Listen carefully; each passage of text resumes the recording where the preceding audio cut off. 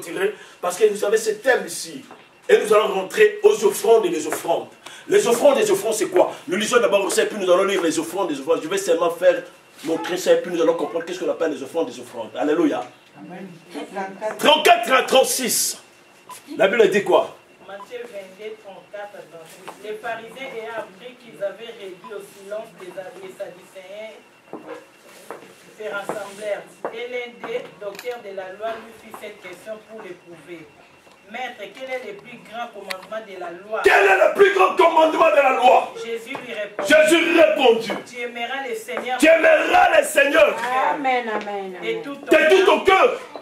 De toute ton âme. Et de toute ta pensée. C'est-à-dire qu'il devient un époux exceptionnel. Laisse moi dire un époux exceptionnel. Un époux exceptionnel. C'est-à-dire partout dans ce monde, si je ne fais que penser à cet époux. La Bible dit le créateur de ce monde l'appelle Yahweh. C'est votre époux. Il est très jaloux. Une personne qui va contracter d'autres époux devient infidèle. Est-ce qu'on peut dire l'infidélité? C'est-à-dire lorsque tu adores d'autres dieux, tu deviens un homme infidèle. Une épouse infidèle plutôt. Est-ce qu'on peut dire épouse infidèle? Tu n'adoreras que le Seigneur lui-même, lui et lui seul. C'est-à-dire de tout mon cœur, de toute mon âme et de toute ma pensée, je ne peux que voir Dieu. Amen. Est-ce qu'on peut dire Dieu? C'est ça. Alléluia. Quand tu mets l'argent à la place de Dieu, tu deviens fausse adorateur, fausse adoratrice. Vous comprenez? Amen. Il y a d'autres personnes qui disent à l'église, oh j'ai adoré Dieu. Il dit, ce peuple m'honore de leur bouche. Mais quand tu regardes dans le microscope spirituel, oh, il est en train de penser à ses sémoules. Vous comprenez? Amen. Quand il est en train de penser, lorsqu'il quitte seulement l'église, il va faire des copes là-bas. Oui. Pour détourner des fonds. Vous comprenez? Amen. Donc il m'honore dans sa bouche et le cœur est éloigné. Je suis. J'ai marié Jésus. Dans mon cœur, je suis marié avec Jésus. En réalité, l'analyse spirituelle, quand on regarde, on dit, c'est-il infidèle? Le cœur de l'homme est tortueux par-dessus tout. Tu peux le connaître. C'est seulement ce jour. Tu vas savoir, ah, celui-là était infidèle. L'adoration veut dire être dans la vérité. Amen. L'heure vient, était déjà là, où les vrais adorateurs adoreront le Père en esprit et en vérité. Je vous ai dit, adorer Dieu en esprit, c'est-à-dire que tu ne vas pas représenter Dieu comme une image. Quelle est la loi de Dieu? Exode. Lisons Exode. Là, nous clôturons parce que l'enseignement est tellement vaste. Exode chapitre 20. Sur l'adoration, il est beaucoup. Là, nous clôturons parce que... Exode chapitre 20. Alors Dieu prononça toutes ces paroles. Je suis l'Éternel, ton Dieu. Qui te fait sortir de l'Égypte, de la maison de Pharaon. Tu n'auras pas, regarde, le premier commandement, tu n'auras pas un autre Dieu devant ma face. C'est un Dieu jaloux. Il ne te fera point d'image. Il ne te fera point d'image taillée. Écoutez bien. Tu prends la chaîne, tu dis, oh, pour que je sois content. La Bible a dit, le peuple était content. Ils se sont pris le moment, ils ont pris le temps. Ils se sont commencé à se divertir. Il dit, nous avons fait cette vache. Maintenant, c'est toi notre Dieu. Nous voulons te voir. Parce que nous cherchons à voir. Vous savez, Dieu est esprit. Tous ceux qui doivent adorer ce Dieu-là, ils doivent comprendre qu'il est esprit. Quand tu t'approches de l'Éternel, tu dois comprendre qu'il est esprit. On ne le touche pas. C'est ça la foi. Alléluia. Or, ceux qui s'approchent de l'Éternel doivent croire que Dieu existe. Il est le rémunérateur de ceux qui le recherchent. Alléluia. Adorer Dieu en esprit et en vérité, ça veut dire quoi? Je ne dois pas présenter Dieu une image. Vous comprenez? Je ne dois pas faire des représentations quelconques. Que ça soit ici sur la terre, que ça soit en bas de la terre, plus bas que la terre où il y a des sirènes. Tu ne te prosterneras pas devant toutes ces choses. Tu ne les serviras pas. Car moi l'Éternel, j'aime l'adoration, oui. Je suis un Dieu jaloux. Je bénis l'iniquité de père sur les enfants des premiers à troisième génération de ceux qui me haïssent. Et je fais la miséricorde jusqu'à la 1000 générations. Vous comprenez? C'est-à-dire faire des images. C'est-à-dire pour voir Dieu, je dis, il faut que je le touche. Ah, je prends, lui est Dieu. Il faut que je le prenne. Dieu est esprit. Tous ceux qui s'approchent de ce Dieu-là doivent croire qu'il est esprit. Et en vérité, c'est-à-dire, je prie à un Dieu que je ne vois pas. Mais dans mon cœur, je sais qu'il existe et je dois être dans la vraie. Alléluia. C'est-à-dire, je dis oui, dans mon cœur aussi doit être quoi? Oui. Je dis oui, mon cœur aussi doit être oui. Quand tu dis oui dans ton cœur, puis dans la bouche, dans ton cœur, tu dis non. Tu deviens menteur. Le fils. Alléluia. Amen. Adorateur, ça veut dire en esprit, pas de représentation. Et en vérité, je dois être vrai. Quand je dis oui dans mon cœur, oui dans ma bouche. Alléluia. Amen. Je ne dois pas être un hypocrite. Vous comprenez? Amen. Oui, un hypocrite. Ce que je dis, ça doit être ainsi. C'est-à-dire que je dois être dans la vérité. Alléluia. Amen. Ces peuples disent oui, j'aime Dieu. Mais quand on regarde réellement, ils n'aiment pas Dieu. Ils n'aiment pas Dieu. C'est-à-dire qu'ils sont des fausses. L'heure vient et elle est déjà là. Est-ce que nous sommes des vrais adorateurs? Amen. Qui prient Dieu en esprit et en vérité? Amen. Tu dis, je suis maintenant un vrai adorateur. Une vraie adoratrice. Je dois être dans la vérité. En esprit. Et en vérité. Car Dieu cherche de vrais adorateurs.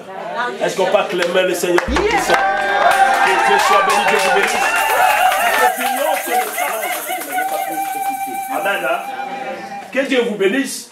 Gardons bien ce que nous avons appris et méditons avec cela. Nous allons progresser spirituellement. Que l'Éternel puisse vous bénir. Amen. Amen. Amen. Nous devons adorer notre Dieu.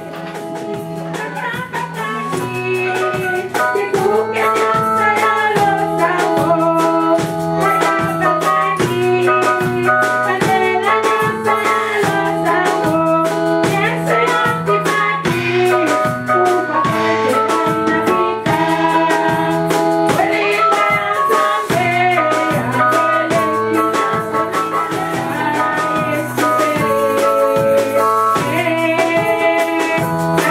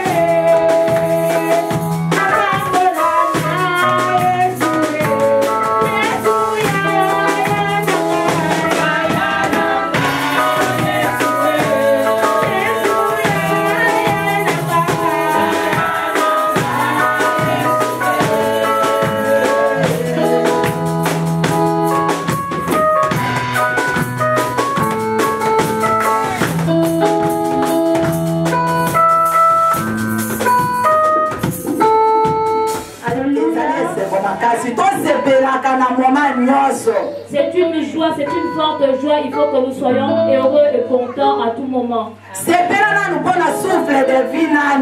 Sois heureux déjà pour le souffle de vie. Quand tu as le souffle de vie et tout te sera donné.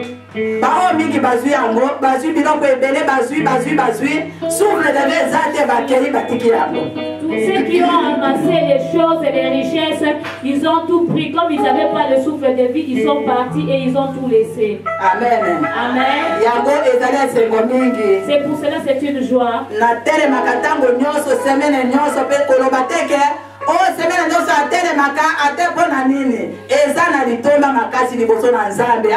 Amen. Je me lève toutes les semaines pour venir glorifier Dieu. Ce n'est pas pour rien, ce n'est pas en vain.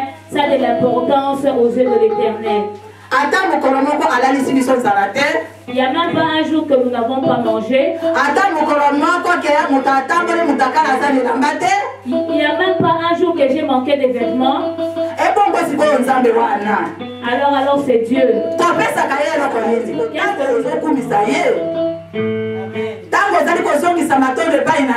Ce que nous le rendons, c'est les témoignages et les actions de grâce.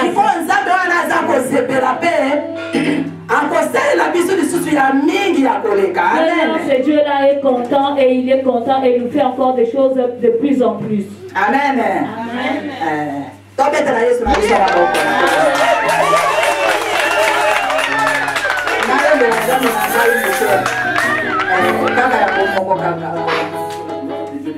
J'aimerais demander la bénédiction de Dieu sur vous, alléluia, sur l'église, que Dieu puisse être glorifié.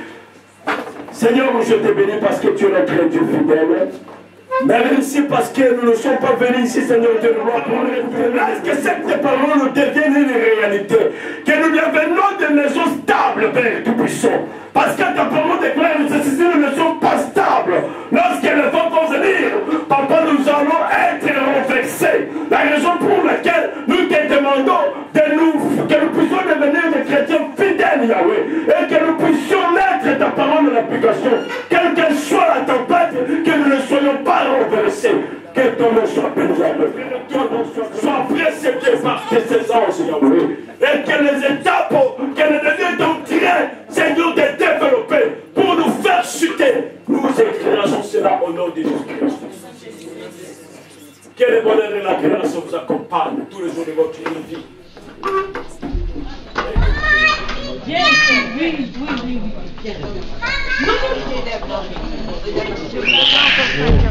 Ok, merci.